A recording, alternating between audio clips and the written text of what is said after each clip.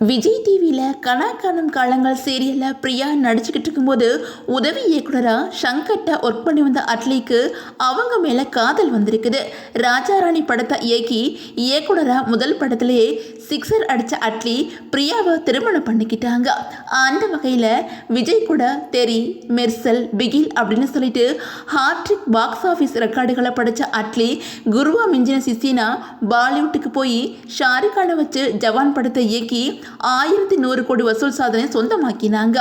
ஏற்கனவே அவருக்கு ஆண் குழந்தை பிறந்த நிலையில இப்போ அட்லிக்கு பெண் குழந்தை பிறந்திருக்குது.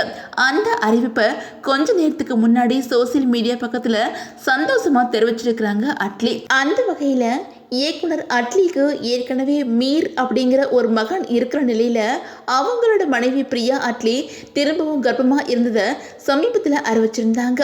நடிகர் விஜய் மும்பைக்கு போய் பிரியா அட்லியோட வளைகாப்பு நிகழ்ச்சியிலையுமே சமீபத்தில் கலந்துக்கிட்டாங்க. இந்த நிலையில அட்லி தனக்கு மகள் பிறந்திருக்கிறாங்க அப்படிங்கிற சந்தோஷமான செய்தியை அறிவிச்சிருக்கிறாங்க.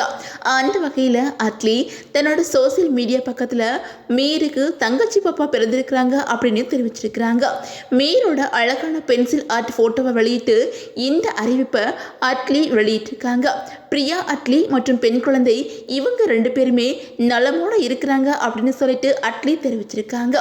அந்த வகையில் ஷாருக் கானோட ஜவான் படத்துக்கு அப்புறம் அட்லி அல்லு அர்ஜுன், தீபிகா படுகோன் வச்சு ராக்கா படத்தை இயக்கி வந்துகிட்டு இருக்காங்க. நடிகை தீபிகா படுகோனும் 2வது முறை கர்ப்பமாக இருக்கிறதா தகவல் வெளியான நிலையில இப்போ அட்லிக்கும் 2வது குழந்தை பிறந்திருக்குது. அதே நேரம் புஷ்பா 2 படத்தை விட பெரிய படமா ராக்கா இருக்கும் அப்படின்னு எதிர்பார்க்கப்படுது. அட்லிக்கு பெண் குழந்தை பிறந்த நிலையில ரசிகர்களும் சினிமா பிரபலங்களும் அவருக்கு வாழ்த்துக்களை தெரிவித்து வந்துகிட்டு இருக்கிறாங்க.